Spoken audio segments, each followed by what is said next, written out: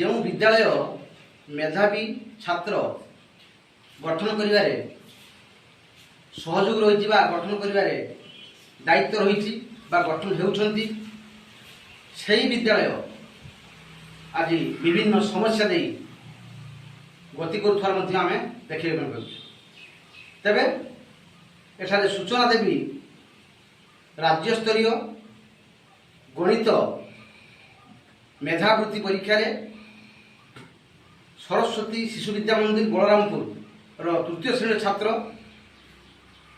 सप्तम स्थान राज्य स्तर में सप्तम स्थान अधिकार करथिया बेले किंतु सही विद्यालय आज सरकार दृष्टि आढ़ुआल रही जाइछि। सरकार नजर नहीं फल विद्यालयटी नानादी समस्या बर्तमान गति कर सबुठारु गुरुत्वपूर्ण समस्या होची विद्यालय छात उपर दे बा बिल्डिंग उपर दे मात्र किछि फुट दूर दे माने 11 के भी तार जाइथा बेले अद्यावधिता विपद संकुल अवस्था रही अछि। स्कूल पक्षर बारंबार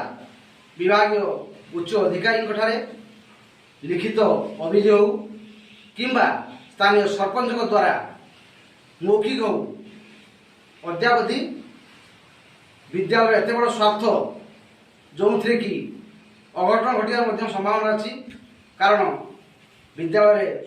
150 ऊर्ध्व पिला छोट छोट पिला पाठ पढ़ुंट किंतु दुख परिताप विषय जो 11 के भी तार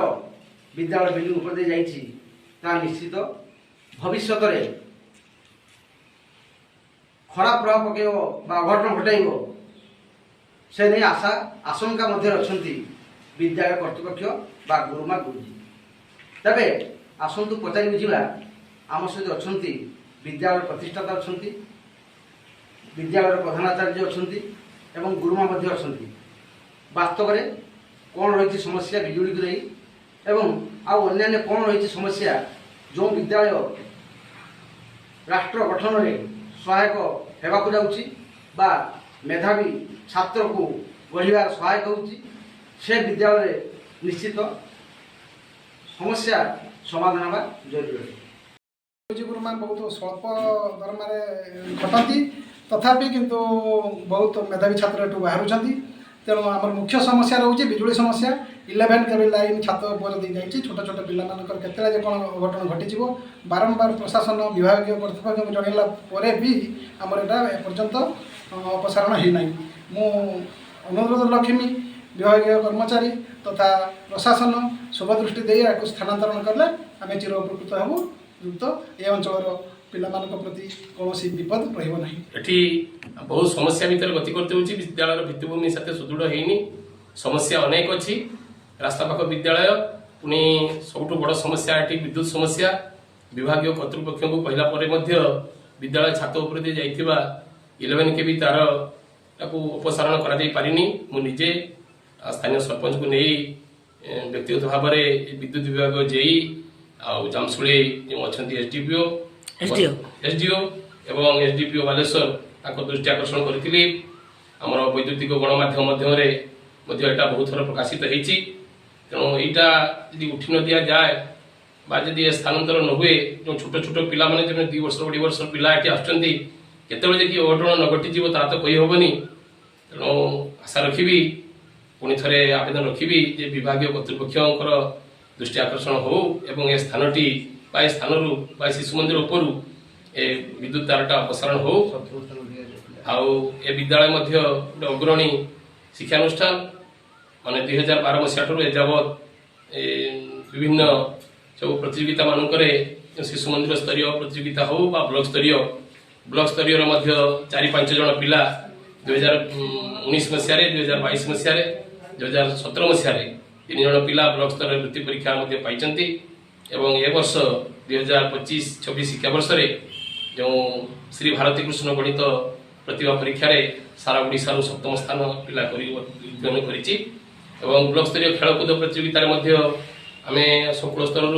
लगातार भाव में 3 वर्ष धरिकी प्रथम स्थान अधिकार कर दौड़ रे पिला माने तेणु यही शिक्षानुष्ठान प्रति ସରକାରଙ୍କର ଟିକେ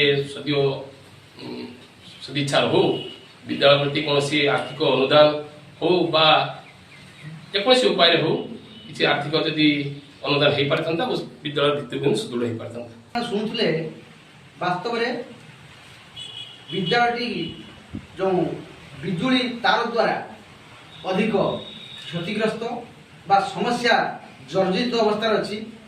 ଭିଜୁଆଲରେ ମଧ୍ୟ ଆପଣ ଦେଖିପାରୁଥିବେ ଯେ କେମିତି ବିଲ୍ଡିଂ ଠାରୁ ବିଦ୍ୟାଳୟ ଛାତ ଠାରୁ ମାତ୍ର 2 ଫୁଟ ଉଚ୍ଚରେ ଯାଇଛି ଆପଣଙ୍କର 11 କେବି ତାର। ତେଣୁ ଆମେ ବଡ଼ ଖବର ମାଧ୍ୟମରେ ସ୍ଥାନୀୟ ଯେଉଁ ବିଜୁଳି ବିଭାଗର ଅଧିକାରୀ ଅଛନ୍ତି ରାଜ୍ୟ ସରକାର ତାଙ୍କଠାରେ ନିବେଦନ କରିବୁ ଯେ ତୁରନ୍ତ ଏପରି ଏକ ଅନୁଷ୍ଠାନ ଉପରୁ ବା ସ୍କୁଲ ବିଦ୍ୟାଳୟ ଉପରୁ ଯେଉଁ ବିଜୁଳି ତାର ଅଛି ଯାହାକି ଭବିଷ୍ୟତରେ ଭୟର ବାତାବରଣ ସୃଷ୍ଟି କରୁଛି, ଅଘଟଣର ଆଶଙ୍କା ସୃଷ୍ଟି କରୁଛି, ତୁରନ୍ତ ତାକୁ ହଟାଗଲେ ନିଶ୍ଚିତ ଭାବରେ ବିଦ୍ୟାଳୟ କର୍ତ୍ତୃପକ୍ଷ ଏବଂ ପିଲାମାନେ ମଧ୍ୟ ଆଶ୍ୱସ୍ତି ଲାଭ କରିବେ। ତେବେ ଦେଖିବାକୁ ବାକି ରହିଲା ଖବର ପ୍ରସାରଣ ପରେ ରାଜ୍ୟ ସରକାର ହୁଅନ୍ତୁ କିମ୍ବା ବିଜୁଳି ବିଭାଗର ଅଧିକାରୀ ହୁଅନ୍ତୁ କେବେ ନଜର ପଡ଼ୁଛି ଏହି ବିଦ୍ୟାଳୟର ସମସ୍ୟା ଉପରେ ଏବଂ କେବେ ଯେଉଁ 11 କେବି ବିଜୁଳି ତାରକୁ ହଟାଉଛନ୍ତି ସ୍କୁଲ ଛାତରୁ। ବାଲେଶ୍ୱର ଜିଲ୍ଲା ବାଲିଆପାଳରୁ ମନୋରଞ୍ଜନ ପାଣିଗ୍ରାହୀ, ବଡ଼ ଖବର।